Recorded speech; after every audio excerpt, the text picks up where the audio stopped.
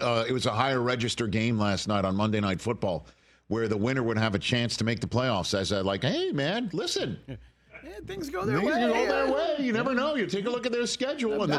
And you'd have to say the Dallas Cowboys were in that pole position of being the higher registered team. But, hey, man, that would be 3 in a row. And, they got one win over the Commanders already. And the Commanders is a team you got to chase down. But instead, a very different scenario for sure. As the Cincinnati Bengals finally had a break go their way. It was basically also a matchup between two teams that couldn't catch a break. And the Bengals might have been in the pole position of an NFL team that couldn't catch a break. I think I mentioned, was it on Overreaction Monday or this flagship show, sir, Chris Brockman, where I said that they were the greatest 4-7 team maybe ever. If you raise banners for 4-7 teams. Like, say, people in Ohio know it. Certainly Ohio State fans raising that best roster in college football banner. That's going to be a great ceremony. So they're going to jump you. 4-7, man. With this team and this quarterback and that wide receiver, come on now. And T. Higgins and Chase Brown, he's no joke. Yeah, he's good. And 4-7, and sure enough, the Cowboys held that offense of Burrow and Chase that was been on tilt all season long, held him to 20 points and a punt with 2 minutes to go. And this is what happens, though, when you're 5-7. You have no margin for error. None. Zero. And when you add someone to your roster on the day of the game, fresh off of injured reserve, despite being a 6-year veteran in Amani Oruwariye, the punt is blocked, ball is loose, and you get, the 21st century of Leon Lett. Without the snow and without, Super Bowl aspirations on the line, but jobs on the line and playoff hopes on the line and season on the line. And the kid touched it. The Bengals took that break. 3 plays later, Jamar Chase's spin move, touchdown. And now you got your backup quarterback trying to score a touchdown with all timeouts left, but now you really have no margin for error. Now you really got to get going. And that's when you see everything come through. Maybe it's because the coach doesn't have a contract after this season. Maybe it's the injuries. Maybe it's just all the losing that this kid. Maybe it's the injuries that you have. Overshown gets hurt in this game. He's been balling out. Maybe all of that is what rests in Micah Parsons' head when he sees this happen. And you could see he was distraught, and he just couldn't control himself, and he walks off the field before the end of the game, which you can't do. You just can't do as a professional player. Certainly when you are a bold-faced name in this league and you're somebody that everybody thinks doesn't want the coach around anymore. He could give Mike McCarthy as many votes of confidence as he wants to. The quote where he was talking about how Zach Martin is on his mind and winning for him more than the coach. Mm-hmm. All of that put together, and you got a Dallas Cowboys team now at 5-8, and you're wondering, where Micah Parsons' head is at. And after the game, he had this to say about his teammate, Oruwariye, touching that football, leading to the touchdown for Cincinnati, and now a 5-8 deficit for a Cowboys team that needs a heck of a load of amount of help from here on out. I mean, I wasn't even really grasping what was going on. Nick made a great play, and then, I asked the ref, explain what happened. He told me that we touched the ball. It was definitely a huge momentum shift. I mean, we just caught a huge stop. We're going to a 2-minute drill. It's just real hard to you think to believe you could pull that game out from that situation. That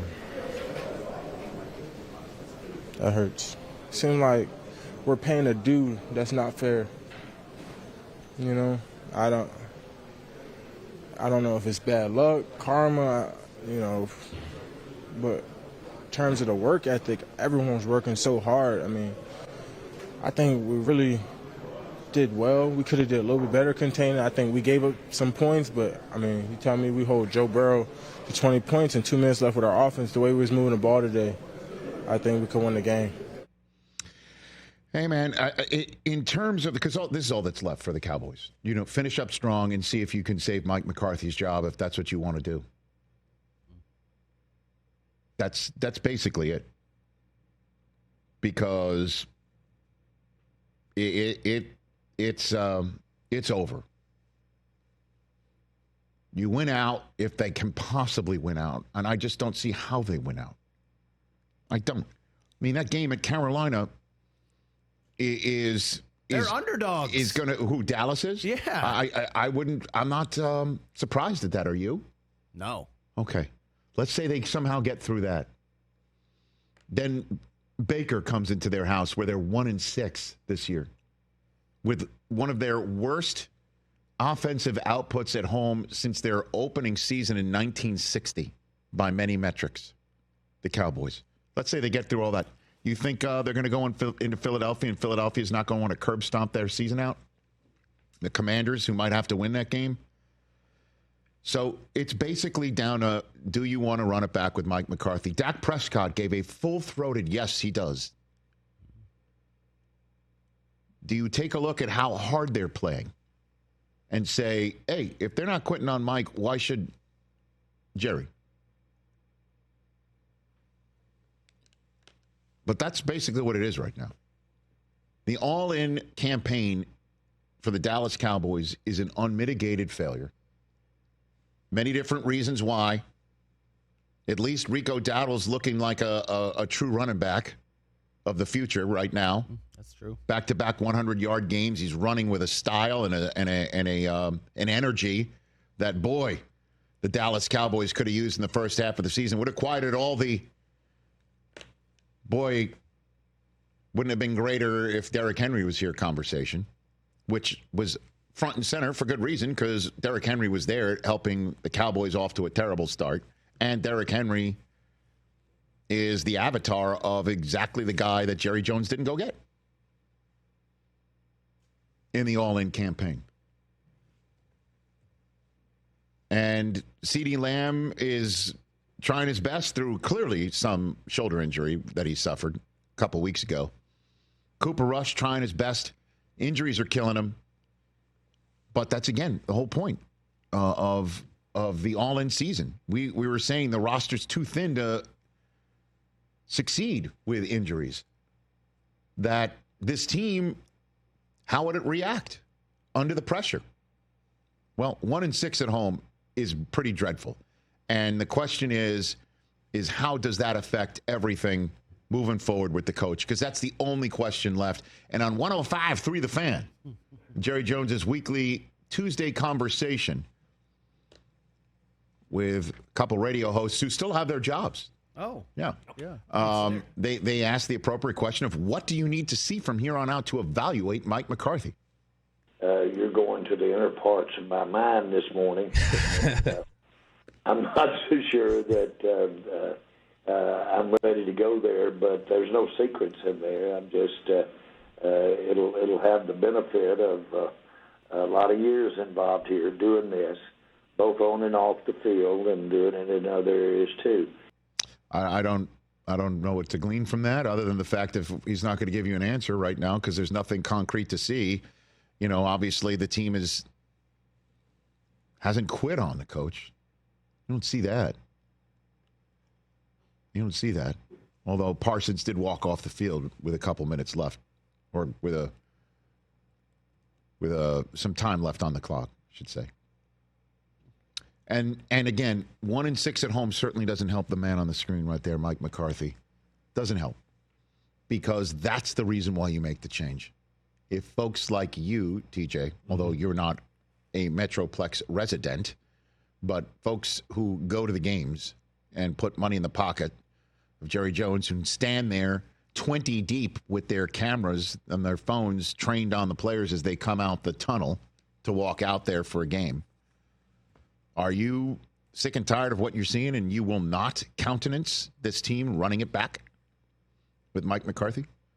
If you find out after the season's over and it's let's give you 500 the rest of the way, and it finishes 7-10, and you find out with Vrabel, Ben Johnson, Belichick, who we'll get to in a second, other guys out there, and you find out it's McCarthy run back with a new 3-4 year deal, you fine with that? TJ Jefferson, Man, resident Rich Eisen Show Dallas Cowboy fan. Are you fine with it? I can answer your first question first when you said about the residents of the Metroplex. Essentially, you're asking, are they going to continue to go and support this team, right? And they're absolutely going to. Fans are sickos. That's what. No, I understand So that, it's like but you're avoiding the main point here. Is that will there be enough people to create the groundswell? That's what, and the groundswell is what causes Matt Eberflus to get the gate. Yep. In front of 35 million people making that decision to extend a losing streak to 6. You know, like that is what gets a coach got. So I've now allowed you to ponder the question long enough. Would you be fine if you find out? No. I mean, look, 12-6. He's done a great job winning regular season games. Yep. 0 postseason, one postseason game. Yeah. So no, I feel like a change is in order. But guess what? Change ain't going to be in order, Rich. It's not coming. There is no change coming. You think he'll resign? I don't do that thing that Brockman always talks about, checking where the lines lay. But whatever the line says that Mike McCarthy's going to stay, I'd probably put my money on that, knowing how Jerry runs his team. We're not all in. We're not all in on anything. Is this your version of me saying I didn't want Juan Soto anyway? No, because is you did want Juan Soto. No, I'm saying is that you're softening the blow. I mean, look. That you think is coming. At this point, you want to talk about how you're numb about the Jets. I'm numb about this team. Wow. Truly. Like, I can watch a game and have no feelings. Like yesterday, cool, we were doing great. Oh, looks like we're going to win the game. And then we blocked the punt, and then a split seconds later, I see the guy get into a crouch. What a season. And I just went, oh. What a season. Rich, you got to remember, guys. It's your script. I know. Sometimes I know what's going to happen before it happens. I can't believe the Cowboys got the special teams play that they needed, and then some. Rich, can you really not somebody believe they that, activated earlier in the day. Can you really not believe it? That's my point. I was pretty shocked. I thought that was kind of universal that everyone knows. No, If the just kick is get blocked, away. like, Just get the hell away from it. No, Chris, I'm saying, but the fact that it happened, much like we're conditioned now when good things happen to the Chiefs, you go, oh, okay. Right. Yeah. When moronic things happen to the Cowboys, I sit on the couch and go, oh. Well, I mean, maybe, again, it just had the unfortunate bounce of somebody who's just off of IR, probably sitting there for 6 to 8 weeks, whatever. He was out since the 49er game. He's just chomping at the bit. Just getting back out there, and he's out there, and the ball's right there. He's thinking, I'm going to pick it up and run with it. Yeah. But the Cowboy season is over, and all we need to know is what Jerry's going to do with Mike McCarthy, and that's it. I mean, that's about it. And at least you got Rico Dowdle. I'm just wondering if that's going to prevent you from taking Ashton Genty. No, definitely not. And remember, I predicted Rico would get 1,000 yards this year. He's 200. He's running really well. I'll tell you that. It would have been nice to see that in September and October. You wouldn't have been where you were. But you said earlier, the season's over. No. The season was over the second Dak's hamstring and his bone had fallen out, and they decided to separate. That was the moment the season was over. And it was pretty much over before that, if we want to be honest. So, well, we'll see how it all plays out for the Dallas Cowboys. The season is, in fact, over, and the question is what happens with Mike McCarthy. Catch the Rich Eisen Show every single day on the Roku Channel, 12 to 3 Eastern, for free.